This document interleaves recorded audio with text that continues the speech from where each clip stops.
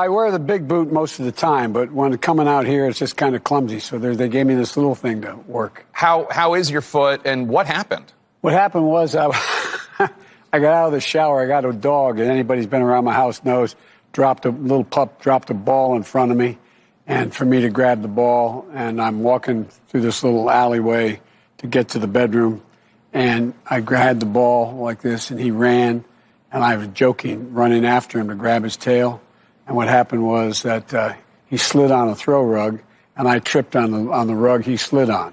That's what happened.